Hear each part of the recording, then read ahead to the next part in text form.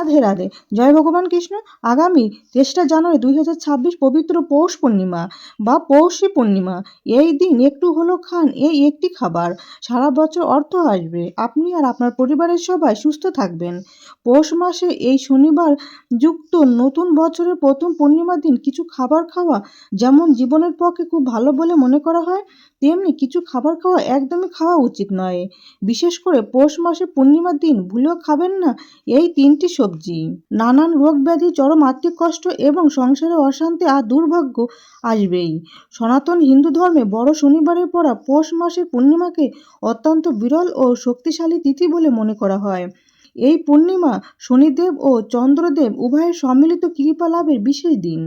ভবিষ্য পুরাণে স্পষ্টভাবে বলা হয়েছে, পৌষ মাসের শনিবারে পূর্ণিমা হলে গঙ্গা স্নান ও তিল দান করলে দুঃখ, রোগ ও গ্রহ দোষ নাশ হয়ে যায়। স্কন্দ পুরাণে পৌষ পূর্ণিমাকে মাঘী স্নানের পূর্ব সন্ধ্যা বলা হয়েছে, যেখানে বলা হয়েছে পৌষ পূর্ণিমায় স্নান, দান, জপ করলে পুণ্য সহস্রগুণে বৃদ্ধি পায়। যদি এই পূর্ণিমা শনিবারে হয় তবে শনিদেবের কৃপায় দুঃখ ও দরিদ্র নাশ হয়। পদ্মপুরাণে বলা হয়েছে, পৌষ মাসে শনিবারে পূর্ণিমা পড়লে তিল দান করলে দারিদ্রতা, ঋণ ও শনি গ্রহ জনিত কষ্ট দূর হয়। ব্রহ্মবৈবর্ত পুরাণে উল্লেখ আছে, পূর্ণিমা চন্দ্র বল বৃদ্ধি করে এবং শনিবার কর্মফলের বৃদ্ধি আনে। এই দুই সংযোগে জীবনের বন্ধন শিথিল হয়। পৌষ পূর্ণিমা শনিবার যুক্ত হলে শনিদেবের কৃপায় দারিদ্রতা, ঋণ ও দীর্ঘদিনের কষ্ট দূর হয়ে যায়। এই দিনে করা দান অক্ষয় ফলদায়ী হয়। ধর্মসিন্ধু গ্রন্থে বলা হয়েছে, শনিবারে পূর্ণিমা হলে শনি বা চন্দ্রের যুগল যোগ সৃষ্টি হয়, যা পিতৃদোষ, শনিদোষ ও মানসিক অস্থিরতা নাশ করে। শাস্ত্রে বলা হয়েছে, পৌষ মাস হলো সংযম ও তপস্যার মাস, পূর্ণিমা হলো পূর্ণতা ও চেতনা বিকাশের তিথি এবং শনিবার হলো কর্মফল, ধৈর্য ও ন্যায়ের দিন। এই 3 মিলনে আত্মশুদ্ধি, কর্মশক্তি ও ভাগ্য উন্নতির যোগ্য সৃষ্টি হয়। অতএব এই পূর্ণিমার দিন সামান্য কিছু নিয়ম মেনে চললে পিতৃদোষ ও শনিদোষ প্রশমিত হয়, মানসিক শান্তি ও স্থায়িত্ব আসে এবং কর্মফলের বাধা ধীরে ধীরে কেটে যায়। অন্যদিকে জ্যোতিষশাস্ত্র মতেও শনিদোষ, বাস্তুদোষ ও গ্রহদোষের প্রতিকার, স্নান এবং দান করার জন্য পৌষ পূর্ণিমার দিনটি বিশেষভাবে গুরুত্বপূর্ণ।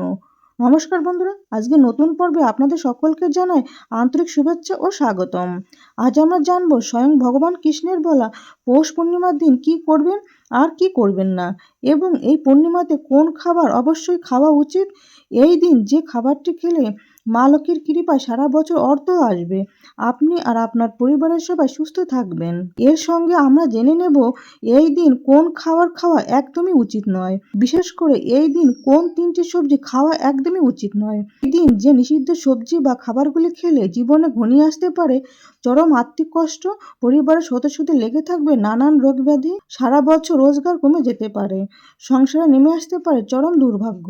আপনি শনিবার পূর্ণিমার দিন কোনো ব্রত পালন করুন অথবা না করুন, কিন্তু এই দিন অবশ্যই শাস্ত্র অনুসারে আহারের নিয়মগুলি মেনে চলুন। তাহলেই আপনার বাড়ি থেকে বাস্তুদোষ দূর হবে এবং সারা বছর মা লক্ষ্মীর কৃপা থাকবে। এছাড়াও আমরা জেনে নেব পৌষ পূর্ণিমার অতি প্রাচীন এবং শক্তিশালী 4টি উপায় বা টোটকা, যে উপায়গুলি আপনার সংসারে সুখ ও সমৃদ্ধি এনে দেবে এবং আয় উন্নতি বৃদ্ধি করবে। বন্ধুরা, পঞ্জিকা অনুসারে 2রা জানুয়ারি 2026 শুক্রবার রাত 6:55 পূর্ণিমা শুরু হচ্ছে এবং পরের দিন 3রা জানুয়ারি শনিবার দুপুর 3:33 পূর্ণিমা ছেড়ে যাবে। এবং এই দিন অর্থাৎ 3রা জানুয়ারি শনিবার পৌষ পূর্ণিমার ব্রত এবং উপবাস পালিত হবে। এছাড়া এই দিন ভগবান কৃষ্ণের পুষ্যাভিষেক যাত্রা এবং দেবী মাতা অঙ্গরাগ যাত্রা ও ধান্য পূর্ণিমা ব্রত অনুষ্ঠিত হবে। পৌষ পূর্ণিমার নিশি পালিত হবে 2রা জানুয়ারি শুক্রবার। বেণী মাধব শীলের পঞ্জিকা অনুসারে শ্রী শ্রী সত্যনারায়ণ পূজার শুভ সময় হল 3রা জানুয়ারি শনিবার সূর্যোদয় থেকে সকাল 9:56 মধ্যে। পৌষী পূর্ণিমার স্নান এবং দানের শুভ সময় সূর্যোদয় থেকে বিকাল 4:16 মধ্যে। স্নানের পর অন্ন, বস্ত্র, কম্বল বা আপনার সাধ্যমতো দান করুন। বন্ধুরা, পুরাণে বর্ণিত আছে, প্রাচীনকালে গঙ্গা তীরবর্তী এক জনপদে অত্যন্ত দরিদ্র কিন্তু ধর্মপরায়ণ এক ব্রাহ্মণ বাস করতেন। তার জীবিকা ছিল অতি সামান্য। প্রতিদিন আহার জোটানো তার পক্ষে কঠিন হয়ে পড়েছিল। তবুও তিনি কখনো ধর্মকর্ম ত্যাগ করেননি এবং নিয়মিত ভগবান বিষ্ণু নাম স্মরণ করতেন। একবার পৌষ মাসের পূর্ণিমায় তিথিতে এক সাধু তার কুটিরে এসে উপস্থিত হলেন। ব্রাহ্মণ নিজের অনটন সত্ত্বেও সামান্য আতিথেয়তা প্রদান করেন। সাধু তখন তাকে বললেন, হে ব্রাহ্মণ, আজ পৌষ পূর্ণিমা। এই তিথিতে যদি তুমি গঙ্গা স্নান করে তিল দান করো এবং নারায়ণের পুজো করো তবে তোমার দুঃখ দূর হবে। পরের দিন ভোরে ব্রাহ্মণ গঙ্গা স্নান করেন, হাতে থাকা কয়েক মুঠো তিল দান করেন এবং নিষ্ঠা ভরে ভগবান বিষ্ণুর ও চন্দ্রদেবের পূজা করেন। সন্ধ্যায় পূর্ণিমার চাঁদের দিকে তাকিয়ে তিনি প্রার্থনা করেন, হে প্রভু, আমি কিছু চাই না, শুধু আমার জীবনের দুঃখ মোচন করুন। রাতে স্বপ্নে তিনি ভগবান বিষ্ণুকে দর্শন করেন। ভগবান বিষ্ণু তাকে বলেন, পৌষ পূর্ণিমায় ত্যাগ ও ভক্তির সঙ্গে যে ব্রত পালন করে তার পূর্বজন্মের কর্মফল শুদ্ধ হয় এবং দারিদ্রতা দূর হবে। এরপর থেকেই ব্রাহ্মণের জীবনে পরিবর্তন আসে। তার সংসারে অন্যের অভাব দূর হয়, সমাজের সম্মান বৃদ্ধি পায় এবং ধীরে ধীরে তিনি শান্তি ও স্থিতিশীল জীবন লাভ করেন। পুরাণে বলা হয়েছে, এই কাহিনীর মাধ্যমে ভগবান দেখিয়েছেন পৌষ পূর্ণিমা কেবল দান ও স্নানের তিথি নয়, এই পূর্ণিমা কর্মশুদ্ধি ও ভক্তির পূর্ণতার একটি দিন। বন্ধুরা, পৌষ পূর্ণিমার দিন নিষিদ্ধ সবজিগুলির মধ্যে প্রথমে যেটি কথা বলবো সেটি হলো চাল কুমড়ো। এই দিন বাড়িতে কখনোই চাল কুমড়ো রান্না করবেন না। এই দিন অনেক জায়গায় বিভিন্ন পুজো উপলক্ষে বা নানান তান্ত্রিক ক্রিয়াতে চাল কুমড়ো উৎসর্গ করা হয়। শনিবারযুক্ত পৌষ পূর্ণিমার দিন পরিবারের কোনো সদস্যই চাল কুমড়ো খাবেন না। এই দিন চাল কুমড়ো খেলে বাড়িতে রোগ ব্যাধি লেগেই থাকবে। রোগের পিছনে খরচ করতে করতে আপনি সর্বশান্ত হয়ে যাবেন। সুতরাং পৌষ পূর্ণিমার দিন কোনোভাবে চাল কুমড়ো বা চাল কুমড়ো থেকে তৈরি কোনো কুমড়ো মিঠাই বা পিঠা মুখে তুলবেন না। এছাড়াও এই দিন আমিষ খাবার যেমন মাছ, মাংস, ডিম, পেঁয়াজ, রসুন, মসুরির ডাল ইত্যাদি তামসিক আহার এড়িয়ে চলুন এবং ঘরোয়া নিরামিষ আহার গ্রহণ করুন। পৌষ পূর্ণিমার দিন আধ্যাত্মিকভাবে মন শান্ত ও শরীর হালকা রাখার জন্য সহজ পাচ্য ও সাত্ত্বিক খাদ্য গ্রহণ করুন। বন্ধুরা, এই দিন দ্বিতীয় নিষিদ্ধ খাবার বা সবজিটি হলো মাসকলাই বা বিউলির ডাল। পৌষ পূর্ণিমার দিন বিউলির ডাল এবং এই ডাল দিয়ে তৈরি অন্য কোনো খাবার খাবেন না। আয়ুর্বেদে বলা হয়েছে এই সময় মাসকলাই অত্যন্ত তীক্ষ্ণ ও ভারী খাবার এবং নানান রোগের সৃষ্টি করে।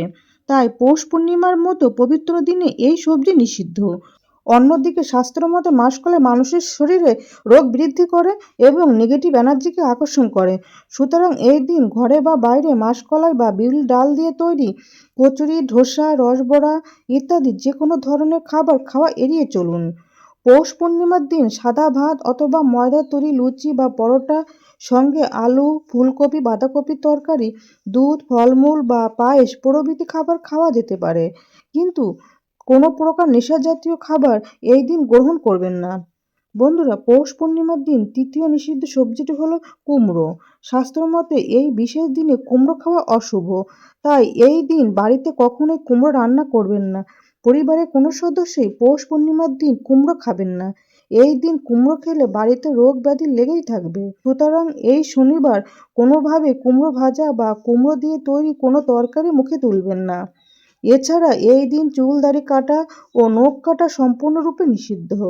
বন্ধুরা, এই পূর্ণিমাতে কোন খাবার খেলে মা লক্ষ্মীর কৃপায় সারা বছর অর্থ আসবে, আপনি আর আপনার পরিবারের সবাই সুস্থ থাকবেন, সেটি জানার আগে খুব দ্রুত আমরা জেনে নেব পৌষ পূর্ণিমার অতি প্রাচীন ও শক্তিশালী 4টি উপায় বা টোটকা, যেগুলি আপনার সংসারে আয় উন্নতি বৃদ্ধির জন্য অত্যন্ত ফলপ্রদায়ক।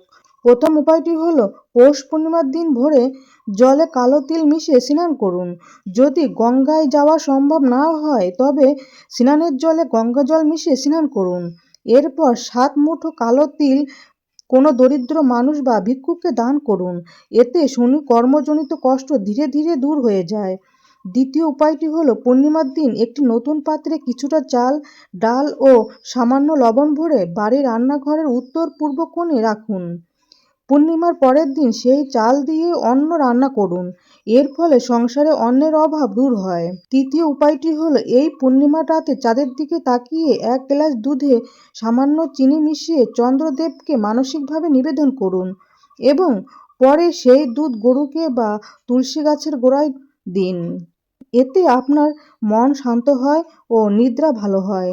চতুর্থ উপায়টি হলো শনিবারযুক্ত পূর্ণিমা রাতে একটি কালো কাপড়ে সামান্য কালো তিল, একটি লোহার টুকরো এবং একটি 1 টাকার কয়েন বেঁধে আপনার ঘরে দক্ষিণ পশ্চিম কোণে রাখুন। পরের অমাবস্যায় সেটি প্রবাহিত জলে বিসর্জন দিন।